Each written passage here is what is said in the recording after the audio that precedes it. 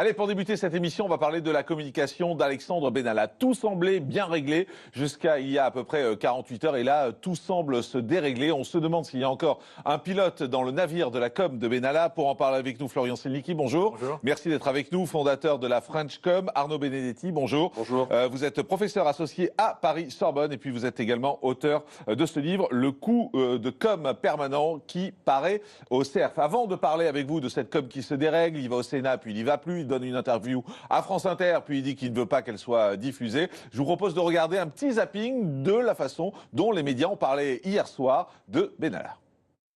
Au chapitre politico-judiciaire, la volte-face d'Alexandre Benalla. Hier, il avait refusé de répondre à la convocation de la commission d'enquête du Sénat.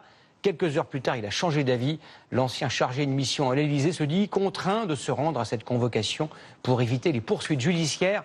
Interrogé par nos confrères de France Inter, et il s'en est pris vivement aux sénateurs. Aujourd'hui, dit-il, cette commission d'enquête n'a pas lieu d'être. Elle est illicite. Fin de citation. Une rentrée pour le gouvernement toujours polluée par l'affaire Benalla. L'ancien chargé de mission de l'Élysée, mis en examen pour des violences commises le 1er mai, s'est finalement résolu à se rendre devant la commission du Sénat. Ce sera mercredi prochain. Sa voix est pleine de colère et par moments presque au bord des larmes. Pendant plusieurs minutes, Alexandre Benalla parle d'une traite et accepte à la fin de cet entretien au téléphone qu'on répète en son nom tout ce qu'il vient de dire, même s'il préfère qu'on ne diffuse pas tel quel tous ses propos. Mais j'ai 27 ans et j'ai rien à cacher à personne. Ce que je faisais à l'Élysée, je suis prêt à le dire à tout le monde. Voilà donc pour cet extrait concernant les journaux hier. Arnaud Benedetti, qu'est-ce qui se passe ? Il n'y a plus de pilote, ça part dans tous les sens. Alors c'est vrai qu'il y a un contraste évident entre la communication de Benalla avant les vacances et la communication de Benalla après les vacances. C'était très bien réglé avant. Oui, alors c'était très bien réglé, c'était tellement réglé que ça se voyait un peu beaucoup. Mais enfin, ceci dit, on avait un plan média qui était assez simple, c'est-à-dire de restaurer l'image d'un Benalla qui n'était pas un si mauvais garçon que cela, qui finalement s'exprimait assez bien, qui était rasé de près, qui était tout à fait présentable pour l'opinion publique malgré les images assez catastrophiques de la place de la Contrescarpe. Et puis aussi, on avait une communication autour de Benalla, périphérique, venant plutôt, disons, de la Macronie, qui disait finalement, l'affaire est maintenant, elle est globalement derrière nous. Et ce à quoi on assiste maintenant depuis 48 heures, c'est finalement un retour de l'affaire dans le scope médiatique. Et ce qu'il y a de plus surprenant dans cette affaire, c'est que finalement, on ne tire pas les leçons des erreurs de communication des séquences précédentes. C'est que on est dans l'état d'impréparation à tous les étages et à toutes les séquences dans cette affaire. Et ce qui est très surprenant, c'est que de toute façon, tout le monde savait que la commission d'enquête parlementaire allait à nouveau se réunir. Tout le monde savait que Philippe Bas, de toute façon, ne lâcherait pas le morceau. Et on a l'impression là d'un état d'improvisation absolue au moment où M. Benalla est logiquement convoqué devant la commission d'enquête parlementaire. Ça veut dire que tous les principes de base que l'on apprend en matière de communication de crise aux étudiants, aucun n'a été respecté. C'est très surprenant. Le principe de base, ça aurait été quoi, là, par exemple ? Le principe, c'est de s'y préparer, de savoir que de toute façon, on va être convoqué. Les réponses de M. Benalla sont des réponses qui sont manifestement, en tout cas, portées à l'opinion publique sous le coup de l'émotion, sans aucune préparation. On voit qu'il est quand même dans une situation de stress évident et qu'il n'y a eu aucune préparation et personne ne l'a finalement préparé à cette éventualité qui était pourtant inscrite quelque part dans la séquence des événements tels qu'elle devait se dérouler. Florian Selnicki, là, on se pose quand même la question de savoir pourquoi est-ce qu'il parle à France Inter, pourquoi il parle aux journalistes, alors qu'il dit dans le même temps « Ah ben je ne vais pas aller parler devant la commission ». Est-ce qu'il n'y a pas une erreur dans la stratégie ? Au fond, il n'y a pas d'erreur dans la stratégie, il y a le vrai Benalla. On a cessé avant l'été de nous raconter que cette petite frappe n'en était pas une, que c'était un collaborateur fidèle au président de la République qui n'avait cessé de préserver l'intérêt du président et ceux de l'État.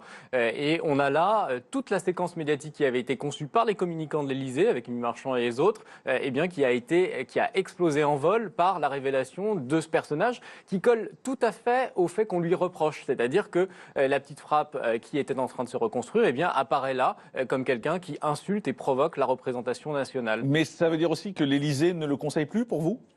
En tout cas, il a ici repris exactement la ligne de défense de l'Élysée, de Nicole Belloubet, de Benjamin Griveaux. Et ça, c'est extrêmement intéressant parce qu'on a cessé de nous expliquer que Benalla, c'était une dérive individuelle, une affaire individuelle. On a cherché à la distancier au maximum du président de la République pour le protéger.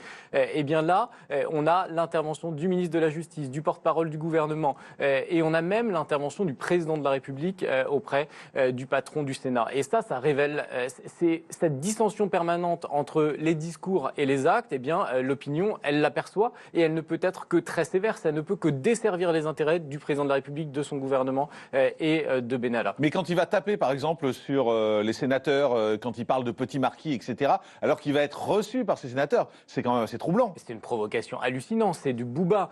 C'est Bouba qui insulte le juge alors même que l'audience arrive. Ça n'a aucun intérêt stratégique. Je ne comprends même pas comment est-ce que ça peut être fait. Rien de cela n'a un sens, rien de cela ne peut servir Alexandre Benalla. Et puis on voit aussi que Alexandre Benalla, il a renoncé à ne faire porter sa parole, ce qui pouvait d'ailleurs être un choix judicieux en l'espèce, que par son avocat, ce qui avait été le cas jusque-là. Arnaud Benedetti, pourquoi il parle à France Inter?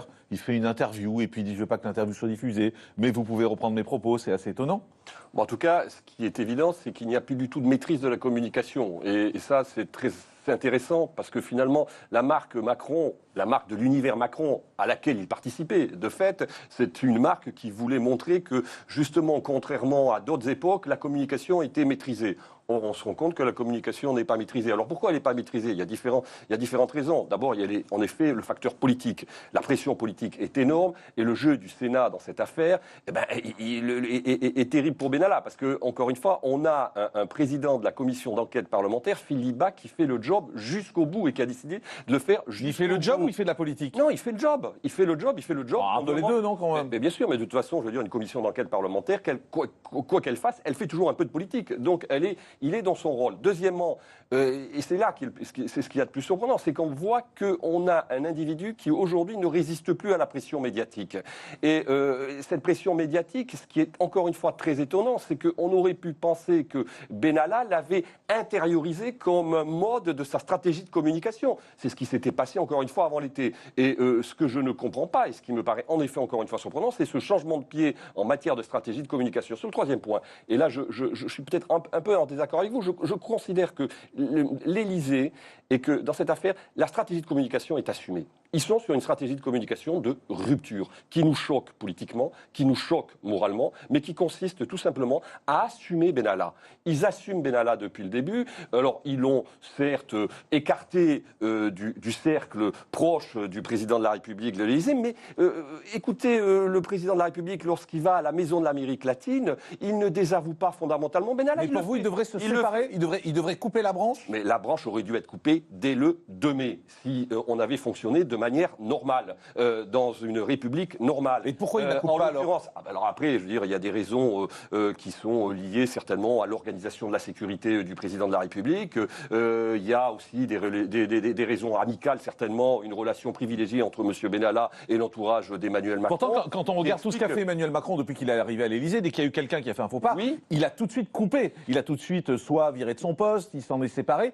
Là, on a le sentiment qu'on est dans une situation un peu étrange, qu'on ne comprend pas vu de l'extérieur. C'est ce qui surprend tout le monde et c'est ce qui explique vraisemblablement les raisons pour lesquelles cette communication est très mal gérée. Il y a aujourd'hui une proximité entre M. Benalla et l'entourage de Macron qui fait que, tout simplement, on ne peut pas gérer de manière impersonnelle, c'est-à-dire professionnelle, cette situation. Vous savez, quand il y a une dimension qui est amicale ou qui est éventuellement affective, mais ça existe dans la collaboration professionnelle, eh ben, c'est beaucoup plus difficile de couper une branche. Florian Sénéqui, si vous deviez donner un conseil à Benalla, si vous étiez chargé de sa com, qu'est-ce que vous lui direz aujourd'hui de se taire? Surtout de renoncer aux communicants de l'Élysée, puisque les communicants de l'Élysée, ils n'ont pas les mêmes intérêts que le président de la République. Il y a même là le des président de la intérêts qui République ou que lui? s'opposent. Bien sûr, le président de la République, il n'a pas aujourd'hui à avoir la même stratégie de communication que Benalla. Ils sont dans des situations différentes, ils ont des intérêts immédiats différents, et donc ils ne peuvent pas être accompagnés et conseillés par les mêmes personnes. Par ailleurs, je lui conseillerais d'arrêter d'insulter à la fois la police, les magistrats, l'entourage actuel du président de la République, parce que, à force de se faire des ennemis, Alexandre Benalla risque d'avoir à souffrir longtemps. Mais il a raison de parler ou pas? Il a raison de parler à France Inter? Il a raison. Il n'a pas raison, parce que ce qu'il dit, ça n'a aucun sens. Il ne cesse de proférer des insultes. Comment des insultes peuvent être profitables à la situation d'Alexandre Benalla, qui a perdu son poste, qui s'est discrédité dans l'opinion, qui s'est discrédité dans l'échiquier politique, et qui pourtant a affaire à la fois à la justice et à une institution parlementaire dont le rôle est de contrôler l'exécutif. Arnaud Benedetti doit se taire aussi? Oui, non, le problème, c'est qu'il ne protège même plus le président de la République. C'est qu'encore une fois, avant l'été, il avait une communication qui visait quand même à sanctuarisé en disant finalement oui, je suis responsable, on a voulu atteindre le président de la République à travers moi. Aujourd'hui, là, la communication qui est la sienne, c'est une communication qui ne préserve pas du tout l'image du président de la République. Il met de l'huile sur le feu même. Ah ben, il rajoute, bien sûr, on rajoute de l'eau lourde. De toute façon, depuis le début dans cette affaire, on rajoute de l'eau lourde sur le scandale en permanence.